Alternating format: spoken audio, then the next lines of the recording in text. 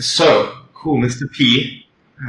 Thank you so much for joining me on Strive's first ever podcast episode. Of course.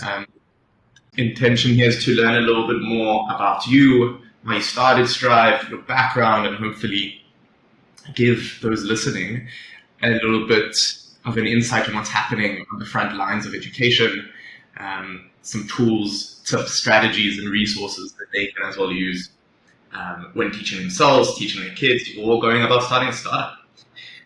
So let's get started. I'm going to ask a big question, and you're going to have 2 minutes to try and answer it. Okay. Can you give me a quick summary of yourself, age 0 to now? Wow. Okay. Just like the highlights, the bullet points, just so we get an idea of who is Pulkit. 28 years and 3 minutes. Let's go. So I've been to a lot of places. I'll give you the accent version. So I was originally born in India. And I was in India. I don't remember anything because it was a very long time ago. And at the age of 6 months, I moved from India. My parents moved from India and they took me with them. So again, I don't remember. This is what I've been told, okay? We left India at the age of 6 months. And then I moved to France. I was in France for 11 years, actually. So for those 11 years, I was living in France, but my school was in Switzerland. So I would actually get to cross the border every day, but I did not realize how cool that was until I left France. For me, it was normal, you know. So I then moved to China, and I was in China for 5 years. And at that point, I was too old to pick up accents, so I don't have that one quite yet. But so China, I did high school and middle school there. So I got to see a lot of different education systems because I saw the French system, then the international school system. Then in China, I was in the British international school system. Also did some time in the American international school system. So I've seen a lot of different styles and pedagogy and been exposed to that. And I think that's what's really helped me become passionate about education and know more. And then after that, the rest is all LinkedIn history, which is I was at Georgia Tech, worked in a bunch of companies, graduated from Stanford with my MBA just now, and then I'm here with you, starting this company. Amazing. And so having worked through all those different systems in France and India and the States, you've been exposed to exactly, say, different ways of learning. Could you give some examples of things that stood out that were good and some examples that stood out that weren't as good? Gosh, absolutely. I mean, the biggest difference I noticed was in the approach to learning and the difference between the memorization style versus the understanding from first principles. So I remember at a very young age, my parents bought me this big toy. It had 100 buttons, and each button had a times table on it. So like 1 by 1, 1 times 2, 1 times 3, etc. So there's like a 10 by 10 grid, right, with the times table. And if you press the button, you saw the answer behind it. So they would tell me to press it and memorize it. And they would quiz me like that. At school, however, we never did that. At school, I was never told to memorize any of the tables. And I know in India, for example, you memorize up to 20. There, we just were told and taught how to multiply. And that was it. And so all the 100 buttons, I wouldn't get them immediately, but I knew how to get them. So in the different systems, that dichotomy, it lay in different extremes. And that's I think, what was really cool to see, because not even in just math, just in even like general knowledge or history or things like that. One was teaching us the learnings from history versus teaching us what we can memorize from history, and teaching us the learnings and teaching us go out and Google search and learn the history on your own and then take away the learning, versus 1978, this is what happened. 1989, this is what happened. 1990, this is what happened. And regurgitate. Yeah. And so having gone through this, like you have quite a bit of a reputation in kind of the achievements you've achieved during your education, right? You graduated high school at 16. You're top of your class at Georgia Tech. You're incredibly young to join Stanford. How old are you? 24, 25 when you started your MBA? Yeah, 25, yeah. 25. These are difficult achievements. Obviously, a lot of hard work. But did you have any techniques, or like how did you achieve these things? What was key to your success in being able to achieve academically during your upbringing? I mean, honestly, first and foremost, I think a lot of this is parenting. I owe a tremendous amount to my parents and the environment that they made at home, because I had the luxury to come back home and spend my entire evening studying or working if I had to. Not that I did. I played games as well. But I could, because I didn't have to go out and get a job or support the family or deal with issues at home that would otherwise distract me from those. So a tremendous amount of grace that has been given to me that enabled me to do this. But what changed, I remember this very clearly. Before Georgia Tech, I considered myself sort of an average student. But after first semester Georgia Tech, something changed, and just education became a lot easier. And I remember this very clearly. There was this one class I took. I went in the first exam. I came out of it. I got a 60% in that math exam. And I was bottom third percentile. So at that time, I was like, wait, I'm the smartest kid in the world. And I look at the 60%. I'm like, what is happening? Right? Like, I am suddenly in an area where everyone is talented. Everyone is smart. And that was sort of the wake-up call that you got to work hard. So I think before that, I was sort of fixed mindset. I'm smart. But at Georgia Tech, that got shattered in the first test. And I became growth mindset with regards to, I need to work in order to learn. Otherwise, I'm not going to be able to keep up. That was the first thing. The second thing was I took my first coding class ever at Georgia Tech. And that class forced me to think in a very logical, step-by-step sequential manner. And when I took that learning from there and applied it to my other technical subjects at Georgia Tech, it became so much easier. Because I would go to those classes, I would take notes, and I would take notes as if, can I now go back and explain this to a stupid computer? Because a computer, you have to tell it step by step, right? You can't tell a robot, go vacuum my house. No, you have to tell a robot, vacuum 5 steps forward, 2 steps to the right, 1 step back, and draw the entire map of the house in like the dumbest words possible. So I think those two things was what changed for me. Yeah, it rings true for a learning technique called the Feynman technique, which says you don't really understand something unless you're able to explain it to a 5-year-old. Exactly. And I think coding is a similar thing. Coding, a computer in some ways is the silliest person out there, right? If you do not tell it exactly what to do, how to do it, it will not do the thing you're looking to do. So I think it definitely forces a style of thinking that applies to then many other places like physics and math, etc.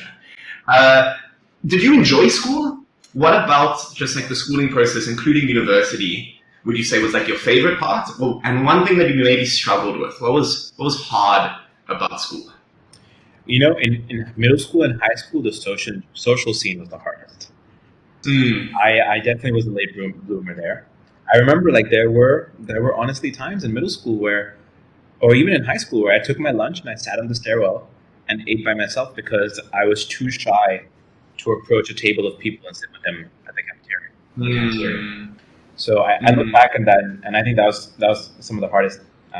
The hardest thing for education for me was the amount.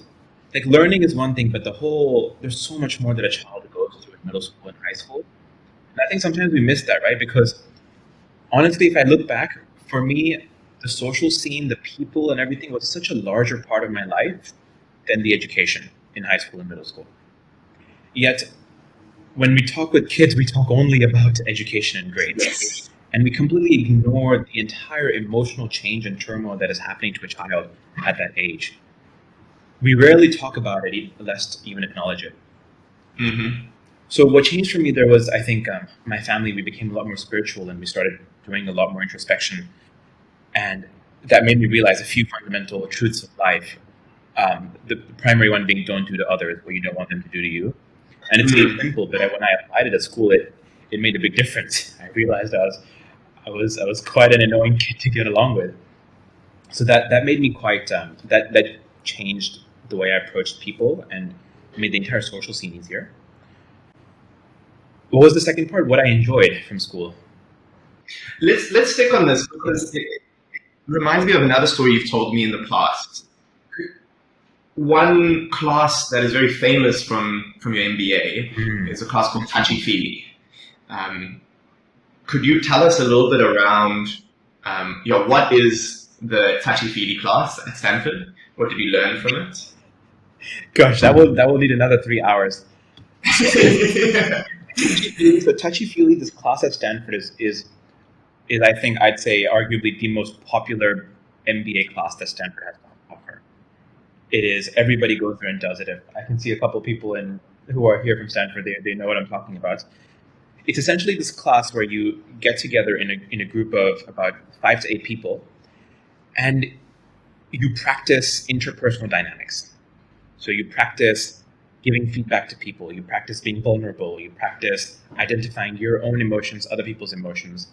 So that's the lab part, in quotes, of that class. And then there's like a lecture part where they provide you with frameworks and tools to use to have these conversations. The idea basically is the class will make you better at interpersonal dynamics. And the way this relates to business is that businesses are made of people. And startups, for example, 33% of startups actually fail because of co-founder dynamics or co-founder disagreements. So don't fight with me, Tamir. And if you can take a class that can help you to have those difficult conversations and improve your interpersonal dynamics, you're literally increasing the survival rate of your startup by 33%. So that's the pitch.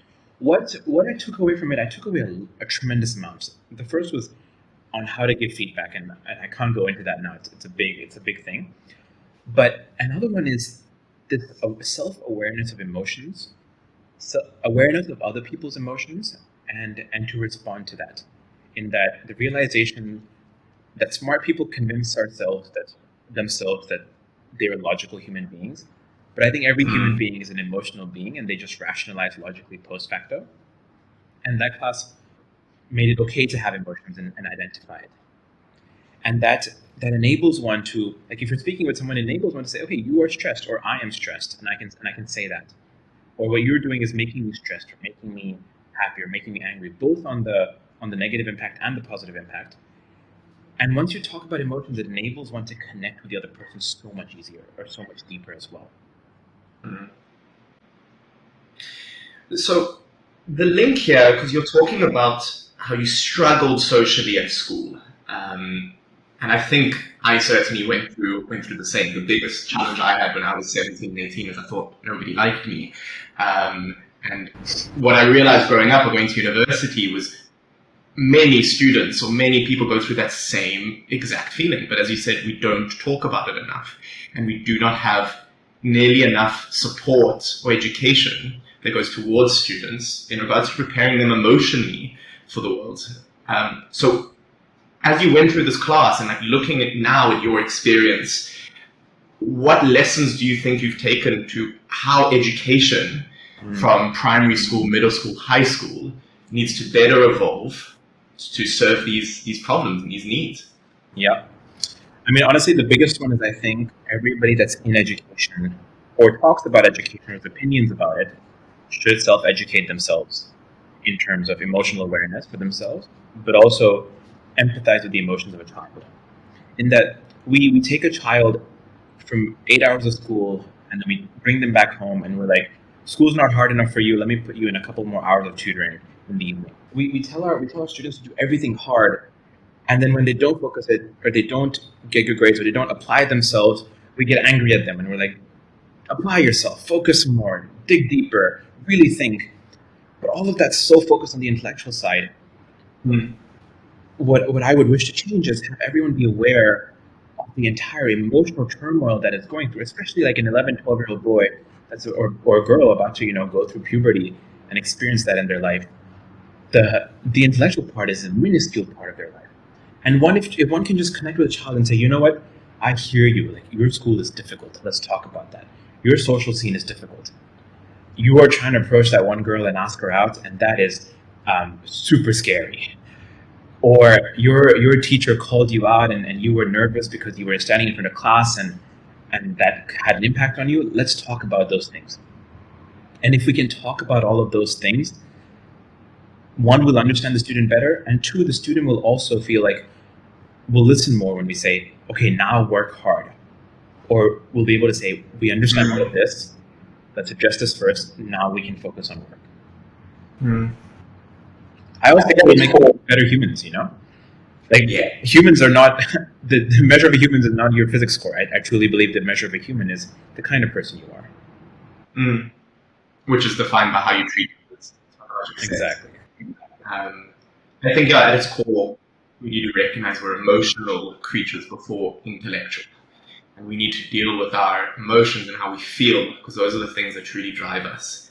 And to really unlock education and performance within kids, in order to get kids to thrive, we need to recognize that in them first and get them to feel that that's okay. Right. And then, okay, let's deal with getting 80, 90, 95% in your math score. Yeah. So you're going through this whole journey, Georgia Tech, you go work for 2 years, you go to Palantir, Stanford MBA. You're now graduating with your Stanford MBA. Like, the world is open to you, right? You can go work at a huge hedge fund, earn a large salary. You could go work for a FANG company and as well, management consulting. Yet you choose education. At what point did you realize during your studies that it's okay, education is what I want to do, and what triggered that? How did you arrive? I want to work on education. Yeah, that's a good question. When I tell people this is my company, interestingly in Asia, a lot of people ask me, "Oh, are you doing this full time?" They struggle to believe that I would be focused fully on education, and they think that this is my side gig, which is an interesting cultural thing to be aware of. But why education? I mean, you're totally right.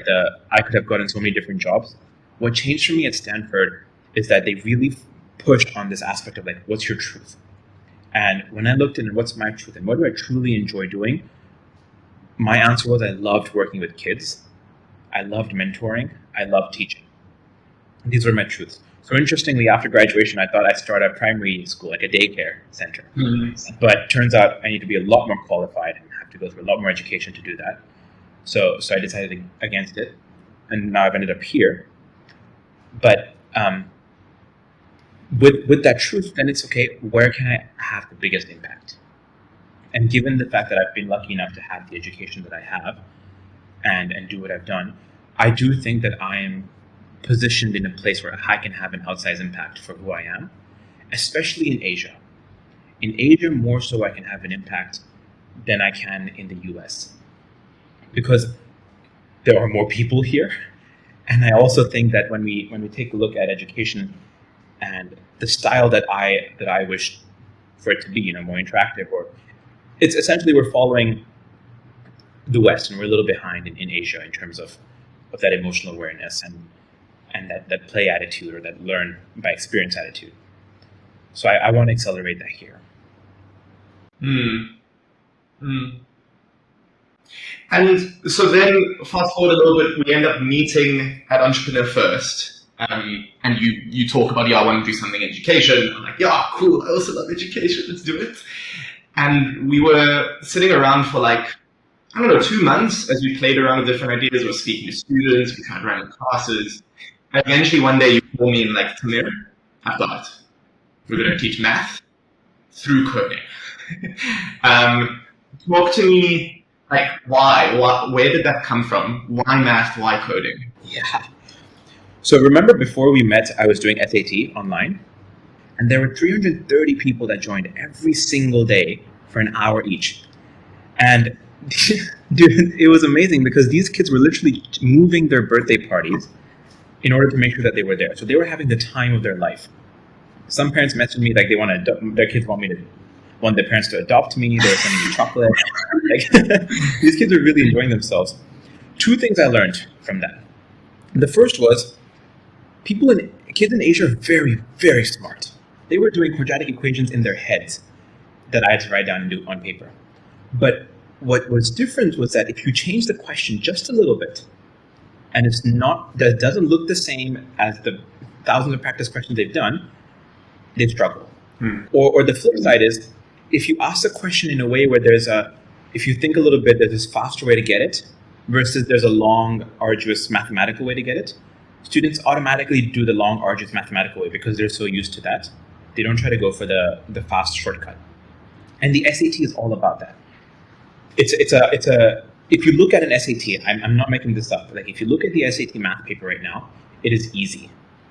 and I know you may be reacting to this, but really just look it up. Do look at the first 20 questions. You will see it's not difficult. They just trick you. That's all it is. And students are falling for these tricks again and again. So I was like, okay, well, kids are smart. We just need to work on the logical reasoning aspect, but logical reasoning like laterally, to be able to think of different approaches to approach something, to be able to think before you go, and understand that concept fundamentally. So that was the first thing. That's where I think doing it via code is important, because when you write code to answer something, there's no right method.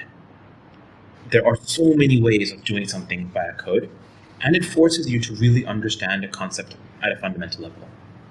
So that's what addressed that. The second thing was the kids in these classes were having tremendous amounts of fun. Parents told me that there are 13 and 14-year-old people who are now students at Strive because they're older. They were just sitting in front of the laptop, having no idea what I was teaching because it's high school SAT, but they were enjoying themselves. And I realized if we can make the process of learning joyful, students will engage more, they'll ask more, they'll show up to class early, they'll stay later, they'll pay more attention. So all of the things that parents want their kids to do, which is study more, ask more questions, learn on their own outside, all of these are happening just because the sessions were fun. So the second impact of coding is that it actually makes learning fun. It addresses the question, why am I learning quadratic equations, for example? You teach a 15-year-old quadratic equations, they'll say, I'm learning it for the test. But if you have the 15-year-old make a game where a tank shoots a bullet and the bullet follows a projectile motion, which is actually a quadratic equation, a motion that's defined by a quadratic equation, then you ask the student, why did you learn that? They'll say, oh yeah, I remember learning that to build my tank game. And all of a sudden, the emotional relationship between the concept and the student is a positive emotional relationship. And that makes the world of a difference. I think it comes back to what we were speaking about earlier in regards to just emotions. And I think it comes down to two things. Like, the first principle is understanding. You need to actually understand something, not memorize it. And two, you need to enjoy it. You need to actually have joy or be energized from the process of working through this. And then you unlock so much just by doing those two things. And absolutely. So existing coding, so forget like merging the two, just existing coding education, what do you see some of the shortcomings being? So let's not worry about the intersection between coding and math and physics, but just if a kid wants to learn Python or web development or game development, where do you see space for improvement within that? Look, if you look at the data, you will see that kids below the age of 10 have a very positive relationship with coding, or not more so a positive relationship. Above the age of 10, they have a lower relationship, or more people dislike coding. Or to be more concrete, if you take a look at the data, just the number of girls that are interested in coding. So we have parents that reach out to us asking us for coding classes at Strive. We write down whenever they reach out, we take a note. Are they asking for their son or daughter? If you take a look at the graph, 7, 8, 9 years old, the percentage of parents that are asking for girls is around 52%, 50%, 48%. So it goes down just a little bit, but pretty 50-50. Something happens in grade 7. Something happens in grade 7, and it becomes 90-10. All of the inquiries that come in is 90% for sons, 10% for girls. Grade 8, something happens again. It recovers a little bit, so it becomes 30% girls, 70% for boys. But then after grade 9, 8, 9, 10, 11, it's just a downward slope from there. So there's a lot of things to unpack here, and I'm not going to do this justice. So the stat that I've given, there's a lot more to talk about. But a couple things. One is I think parents are more willing to accept when a daughter tells them, I'm not a coding person. Or coding, I took it, I didn't enjoy it. And they're like, okay, cool, my daughter's not a coding person, I won't go back. I say this because there are parents who reach out to us, they say, I have a son, he wants to do coding, and we always make sure to ask the people that come in and say, hey, is there anybody else at home who would want to do coding? And sometimes the parents say there's a daughter, and we say, we'll also offer her a free trial class. But they're like, no, she doesn't like coding. On the flip side, when parents reach out for boys, and the boy says they don't like coding, parents will push back a little bit more. They'll be like, no, try one more class at least, try another class. So they're not as ready to accept. And again, I'm not generalizing here by any means whatsoever. I think this is one of the very small things that contribute to this. But the root cause, I don't want to get into this part. The cause I want to get into is this aspect, this conclusion that I'm not a coding person. Where does that come from? Because that's the issue, be it boy or girl. That I'm not a coding person, I think, comes from the fact that the way it's taught, coding it's an experiential learning. It's a play. It's not something to be memorized. Like in India, they used to teach how to use a computer by writing down, I will press the Windows key, then I will press the start button. And they're writing down the process to shut down a computer, right? And that's how coding is taught. Coding is taught in a strict way, do X, Y, Z, right? Follow through. If you make a mistake, the child is made to feel stupid or incompetent. And all of the play is sapped out of it. What's interesting, in Scratch, it's there. And I think I respect the people that made Scratch so much because it's all about using code to make games. And there's a very nice and visual output on the right-hand side. But we lose all of that when you move to script programming. You do Python and JavaScript. How many times have you seen a child do Python and JavaScript and seen a visual output on the right side? Never. And I think that's what we do differently. Because when a child comes up and does Python, they're typing, it is so much harder for a child. Like imagine if you don't know how to type, you have to now type the letters, but also the colons, the semicolons, the tilde, what's that one below the tilde, Tamir? I can't remember that. Yeah, we can't even name the keys that the kids have to press, right? So it's tremendously difficult, but you give them this visual output, it becomes more fun, it's engaging, the child can change the colors of the output, and that makes a difference. It makes it maybe not an intellectual difference, but it definitely makes a difference on how the students relate to the subject. Entirely. I think what's at risk with coding is a similar thing that's happening with math, and it breaks my heart when I hear it. I'm not a coding person, because so many people say, oh, I'm not a math person. Math just never clicked for me. And the only reason that happens is because of a school system which sucked the joy out of math. It made it a very robotic, challenging subject, where some people worked well within that dynamic and some people didn't. We just kind of pushed every single student into this one-size-fits-all way of teaching math. And because that is the norm with math, it's starting to happen with coding as well. And the risk is that we're going to have a lot of people that won't know how to code because they told themselves, oh, I'm just not a coding person. And because of how important it's going to be in the future, it's highly problematic. Yeah. And on that, Tamir, I think like the solution is parents or people should be or even the industry should be very careful about the first interaction of a student with code. Because that has the potential to make or break the relationship with the subject for life. Because once a child concludes, I'm not a coding person, and once a parent accepts that their child is not a coding person, forever, whenever they will be given the opportunity to either engage in code or engage in something technical, they will fall back on their conclusion and never engage. And I think that's dangerous given that the world is becoming more and more technical. Like I see it in my classmates. If my classmates are listening, I'm sorry, but so many of you guys are like, I'm not a technical person.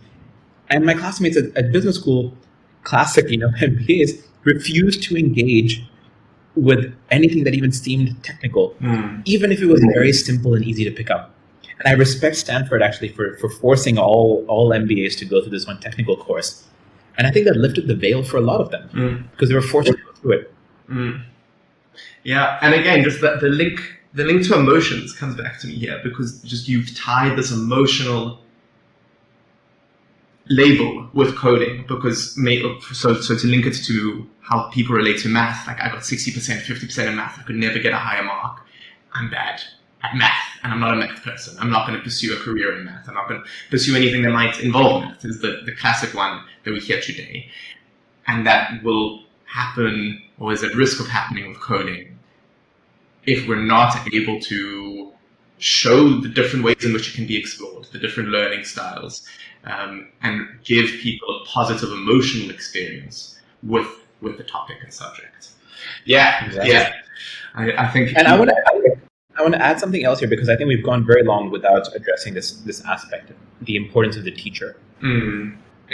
Right? Because look, somebody that becomes a teacher at a school, they have to go through 4 years of their undergrad, 2 years of a PDGE or like a post undergrad school. Then they go and they become a teacher and they get paid $30,000-$40,000. Today, without any of that formal learning, I can become a tutor, and if I were to tutor rich people, I could easily make $100,000-$200,000 a year.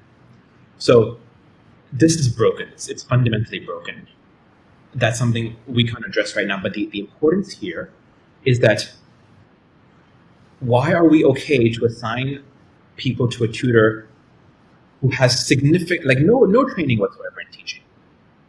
And we have to be careful that when we do assign a tutor to a child, or when a child does work with somebody, we have to make sure that they have some training, because the teacher has such an important impact on the student. We can all look back at our education and say a teacher made or broke our relationship with the subject. I loved my physics class because my teacher was awesome. I hated my chemistry class because my teacher wasn't that great. And the teacher has such an important role there, but also in the way the teacher teaches. If it's just lecturing, or if it's not enabling the student to think more on their own, then the teacher is robbing so much potential for learning and growth from the student and putting on the fixed mindset. So I just think that there's a lot of importance to the teacher. We cannot do that justice here. But I do think, and I'm happy to see when parents reach out to us, they are very concerned and they ask us, like, who is a teacher? What have they done? And they look at that background. And I think there should be, I like that. There should be more of that. One area we've seen it a lot in startups and in the edtech space is that there's a big movement to replace the teacher. In terms of like scaling anything in education, teachers always seem to be the limiting factor. And then you see a lot of stuff happening in AI teacher tools, or AI teachers, or some classes in, I can't remember in which country, but where Panda, an AI generated Panda, would be the one teaching fourth graders. What do you think, like, what is the role of the teacher in a class? Do you think we should be, as a society, trying to AIify or replace the teacher? Do you think we can? We'd just love to hear your thoughts on that movement and that process. Gosh, this is my opinion, and only time will tell if that opinion is correct. But I think this movement on replacing the teacher, I don't subscribe to it, mainly because if we go back to the conversation, if we just look at a child as a logical being, or as a receptacle we have to shove information into, like shove quadratic equations, shove Pythagoras theorem, shove all of knowledge into the brain, then sure, AI is fantastic, and it can be done without teachers. But if you take a look at the child as a human being with emotions and with resistances and all of that, then, or a child that will grow up to become a human being in the world, and the quality of person that they are will define the quality of the world. If they are selfless, if they are selfish, if they are how they deal with their emotions, how they deal with intellect. And I think a human teacher is important for that aspect. So I don't subscribe to the movement of trying to replace the teacher with a bot. It's coming from a business perspective, like, oh, that's more scalable, and AI is a lot more scalable. I'll make money. I think that's where that comes from. I don't subscribe to it, but only time will tell. I do think that the role of the teacher is to facilitate the social process of learning. The learning can then happen via Khan Academy, which is technically a bot, via books, which is also a very rudimentary bot, very scalable, right? But the teacher will be there to have to facilitate the social process, to make the child excited, to make the child relate, to address the emotions of the child. Yeah, no, I couldn't, I think, agreed very much on where the industry is moving in regards to this, and how the role of the teacher needs to move to more guiding the social process of learning, and why that's so hard to replace with AI, right? Like emotions and being able to understand one another, maybe at the point if we have AGI, cool. But until that point, I don't think computers are going to be at the point where they can emotionally relate with the students and understand the turmoil they're going through. They're scared to ask a girl out for a date. They're scared about speaking in front of the class. And those are the things that are really important when it comes to the role of the teacher in the classroom. Awesome. Awesome. Well, on that, a couple things on that actually. Look, I think scalable teaching is phenomenal to give access to teaching to the world, access to a teacher to the entire world. I think Khan Academy is a phenomenal example for that because they made everybody in the world that has an internet connection has access to education. So on that side, I am happy that if this happens, that it can be used there, just because society is not ready to educate the entire world. However, I'm also, from a business perspective even, I look at those companies and I'm like, are you going to be successful? Is there demand for this? Because you take a look during COVID, all education went online. But post-COVID, most parents went straight back and they sent their kids in person. And all kids went back in person. And I asked these parents, as an online-first company, this is a very important question for us, because we thought everybody going online would be fantastic for us. We will be able to continue to teach everybody online. It will be more acceptable. It has become more acceptable, but we consistently still lose people who are saying they prefer in-person classes, which is their prerogative. So if we're still struggling with convincing somebody to do in-person versus online, how can we take that person and convince them real teacher versus fake teacher? You know, it's so many more steps away. So I don't know where the demand is going to come from either. Or I mean, I know I wouldn't send my child to a fake teacher, an AI teacher, and I wonder if we ask the parents here, would they be willing to send their child to a boss teacher? So I'm gonna transition a little bit to like the startup journey that you've been on and been through, having built Strive over the past 2 years. Could you give, kind of similar to the last question, one highlight, one thing that kind of stands out from the experience? And secondly, what has been the most challenging thing? What thing has been the hardest for you in building Strive? Yeah. The thing that stands out the most to me is the parents that I speak with.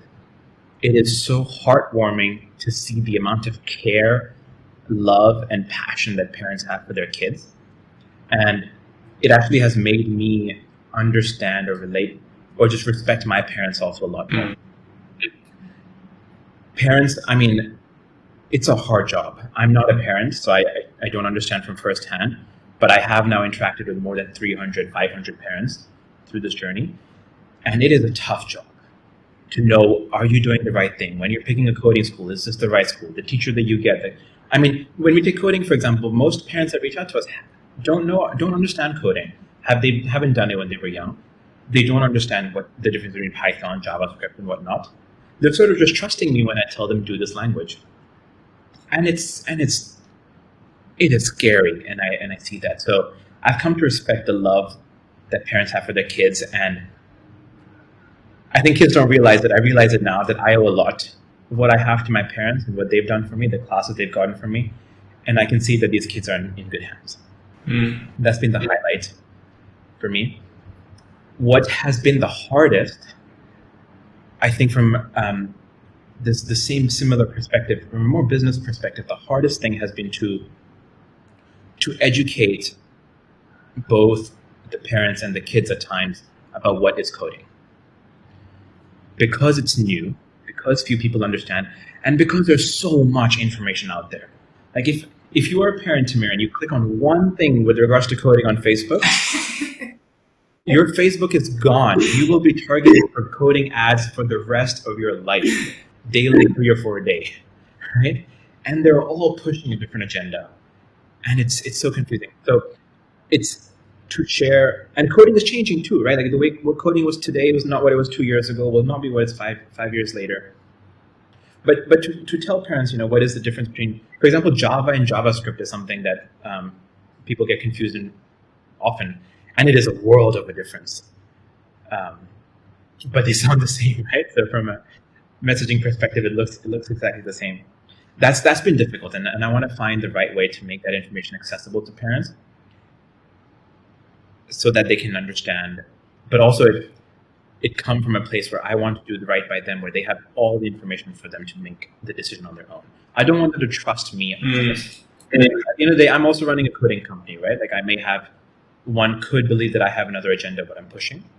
So there has to be a way for us to get that information across that's trustworthy It's from fundamental principles. Parents can arrive at their own conclusion in terms of what they choose.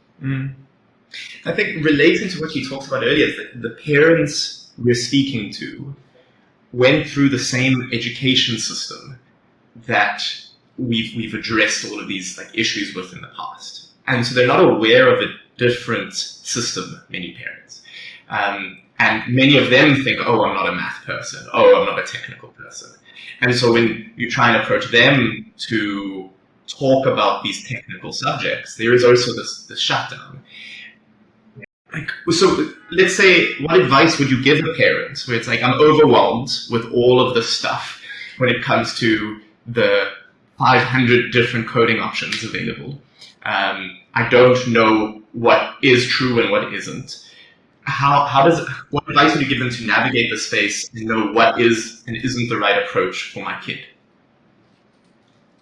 Gosh, that's a tough one. I mean, I want to say trust me, but that's not a good answer. Okay, I'm sure. Look, let's see. Timmy, what advice would you give?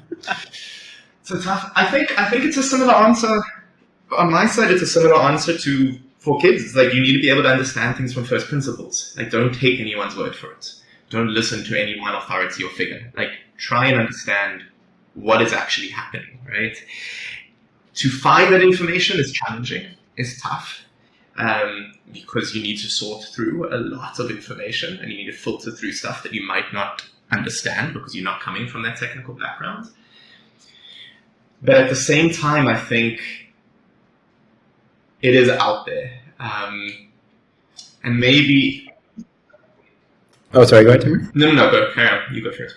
Yeah, I mean, like, what this is showing me is I think we just need to get down and make something here that we can share with people, right? Because, I mean, the only thing I can share is I had a call recently with somebody here in Asia as a parent, and I was speaking to her, and I was like, oh, I want to get your input on our curriculum and on our website. And she kept saying, oh, I'm not a technical person, let me call my son, or I'm not a technical person, let me call my husband. And I was like, no, stay. Like, you may not be, but in this process, step into this unknown and be okay with it, because you'll also show the child to be able to step into that unknown. The child is also born not a technical person, but the child goes through that education. So there would be a little bit of doing emulating the actions that we want the child to take. And only through that can we then start to look at the different materials that are out there and pick from those. Yeah. It's a hard question, and one where I think maybe there is space for more content or resources or support for parents. I've always thought there should be a parenting class or just something to prepare parents to better prepare their kids, right? Parents are just thrown in the deep end sometimes. They're like, okay, here is a human that you need to raise and grow. And then navigating a competitive environment with other students and other parents, it's incredibly overwhelming. To bring this, because I want to give the people that did end up joining, if they want to come on and ask any questions. But I'm going to go through a few rapid fire questions to end things off. So keep these to like 10 to 30 seconds, if possible. So first one, how has a failure or an apparent failure later set you up for success? Do you have a favorite failure of yours? I'm going to answer the question on a meta layer, that there is no such thing as a failure. It is all dependent on the time scale that you look at. If you look at it at the short-term time scale, if I get a bad grade on a test, I have failed that test. But if I learn from it and that enables me to be somebody that learns better and become a better engineer in the future, well, that was a success because that taught me something. So failures, I don't think that exist. I think the mentality should be different. Cool. What is the best or most worthwhile investment you've ever made? It could be a monetary one, it could be a time one, it could be an energy one. I think it would have to be the time that my family has pushed me or made the space to delve deeper into this person, like with the spiritual activities that we do at home, to understand the human better. Because at the end of the day, we're all humans interacting with each other. Do you have any unusual habits or absurd things that you love? Something that people be like, that's interesting or that's strange? I guess unusual habits would be I do 2 hours of yoga every day, and I've been doing that consistently for I think it's almost been 1,000 days now. I haven't missed a single day. It is a lot of time. I'm not gonna lie. More than 2,000 hours have been spent on it. This one's topical. What advice would you give a smart, driven college student about to enter the real world? What advice would you give them, and what advice should they ignore? The advice I'd give them, and I wish somebody gave it to me, was that you don't know everything, and approach everything that you do with a sense of I don't know, I'm here to learn. So a sense of not abundance of knowledge. So you're saying for a college kid, you don't know everything. Don't know everything. And if always, I'd say, the more you can approach the world that I don't know and learn, the better it will be. Do you have any examples of bad advice that is typically given in your area or in your field? So like things that you think that are conventional wisdom that shouldn't be. I think that the main one is this concept of hard. Like work hard, study hard, memorize hard. I think that's incorrect coaching. I think it should be work joyfully, memorize joyfully, study joyfully. And only then will you really unlock the next level. Last one. If you had a gigantic billboard anywhere in the world, and like everyone in the world would see it, but now you only had a few words to say, you could choose a quote or an image or something, but like you have the space, everyone in the world is going to see it, but you're limited to the real estate of this billboard. What's going to be on that billboard? Wow. Gosh. That's a tough one, huh?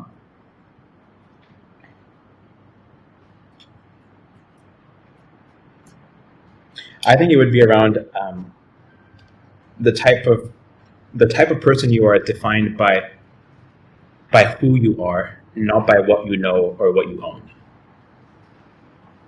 Amazing. Or people will remember you for what you are, not for what you owned or what you know. Cool. I'm going to quote you on that one. Put that in the book one day. Awesome. Guys, so that will be the conclusion of this podcast or this live event. If anyone who is listening wants to, I think you can put up your hand and you can ask a question or say anything.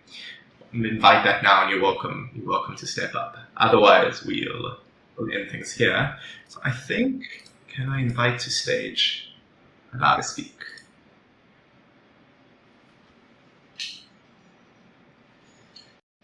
Hey guys, thanks for bringing me up. Hey, Alan. Nice to have some productive talk to listen to late night here in America. So I appreciate you guys doing this. Oh wow! Thank you for joining. Cool. For my recent discoveries, like I've uncovered that keyword asynchronous online learning has really poor completion rates these days, like downward of 10%. How are you thinking about, course completion rates as you embark on a ed tech journey? So what else is out there that's asynchronous that has very high completion rates? Peppa Pig, and Netflix, and all of these like videos that are online, and kids are just watching them through. It's asynchronous, right? I think it comes back to that aspect of the emotional relationship of the student with that subject.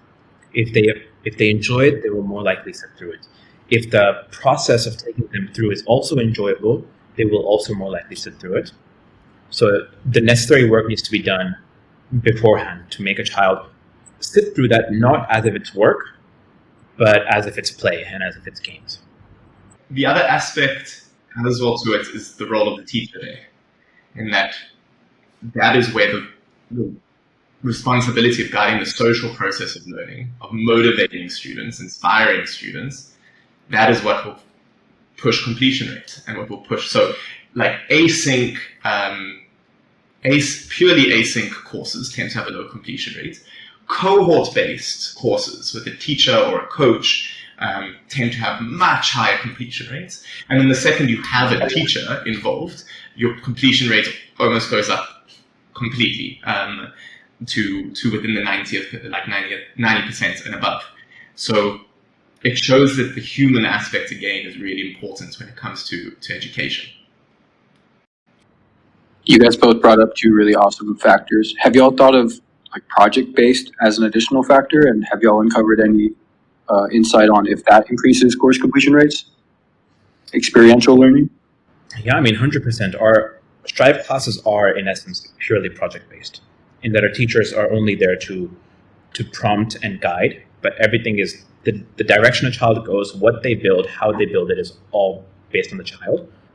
And I think what project-based does, it changes the ownership from the teacher to the student. So if I do a lecture, I own the course flow, and I'm sort of taking the audience along with the ride and journey with me. Project-based is the student owns the flow. The student feels like an owner of what they're doing, and therefore they're also more likely to go through with it. So I think that's a very good point. Project-based is tremendous. Thank you. Also, thank you. I'll invite Joanna up.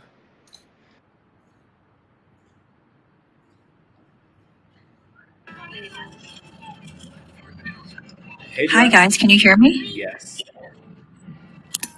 Hi, thank you for that wonderful interview. Really was interesting as a parent of a kid who is currently or just signed up to do Strive Math. So my question is, how do you train your teachers? And I mean, as in what kinds of training do they undergo? And also the importance of the teacher bonding with the child, and how can you teach the teacher something like that, especially if they're trying to bond with the kid on Zoom? Thanks, Joanna, for the question. It's a really, really important one for us as well. We, on the bonding first, what we do is all of our teachers that Strive are much younger. So they're either college students themselves or recently graduated from college. That makes a big difference because they are younger, they can connect more to the child. We've tried interviewing people and bringing on people that have a lot of experience in teaching, 20, 30 years. So two things we noticed. One is they're too far replaced from the child to connect with them. Two, also, they tend to be more stuck in their ways and unable to change and adapt to the teaching style that we have. So just that makes a big difference. The second then, on what we teach, there's a lot, like how we train, there's a tremendous amount of things that we do. I'm going to try to be short and succinct here. The main one is like Alim asked, it's student-driven learning. So the teacher is there not driving the course.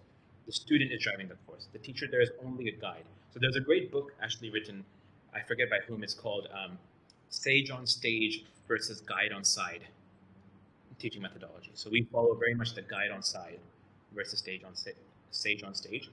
The other is our teachers never tell our students that they're wrong or they're correct. If they do something, the teacher will never say, "Oh, that's wrong, that's correct."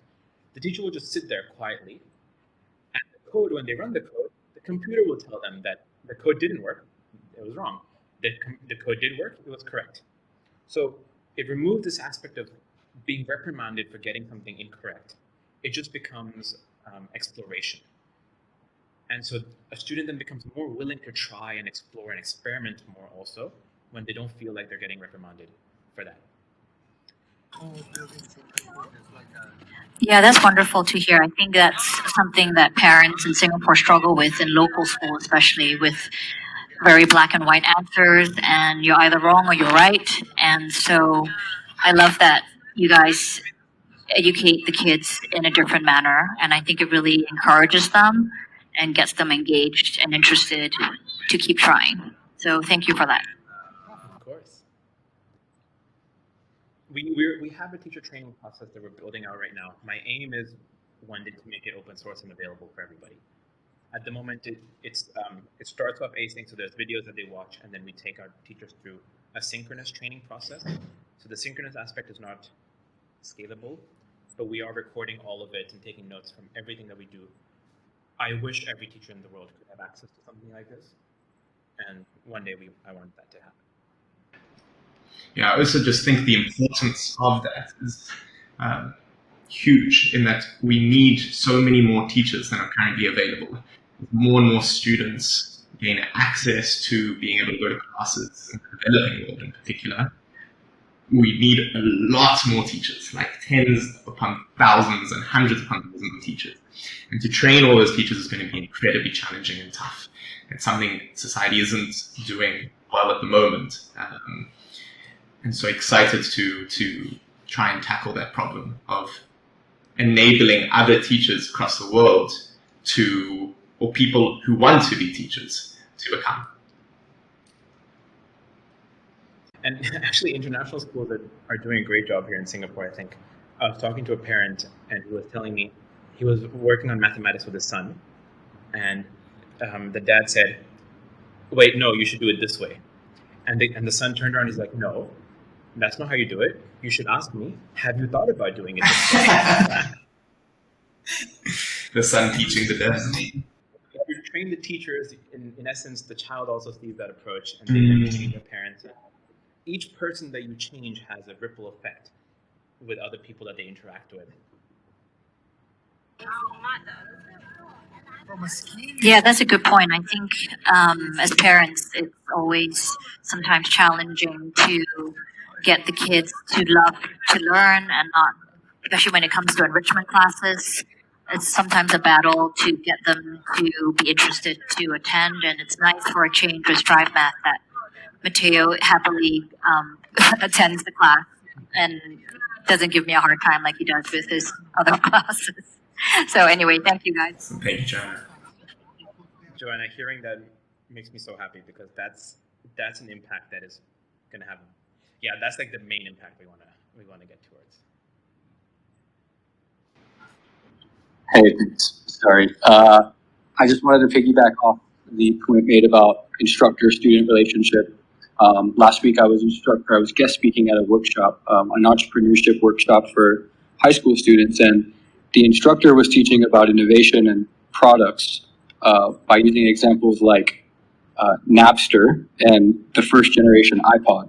And these are a group of students who were born in 2002 plus onward. These students likely have never seen a first generation iPod and also don't know what Napster is. I've noticed a lot of them were sleeping at that very moment in time. So when I took the mic to go over my part of the lecture, I was using relevant brands like TikTok, Spotify, Instagram, Be Real, and I had every single student's eyes on me. And I think a lot of that was due to, that instructor was 20 years ahead of those students, and I'm, a mere 10 years ahead of those students. And using brands as figures is analogous to like when I was in school and we would use, presidents or notable figures. Gen Z loves learning from their favorite brands, influencers, and gurus on YouTube and TikTok. So it's important that the instructor-student relationship is using terms or language that's familiar to them. 100%.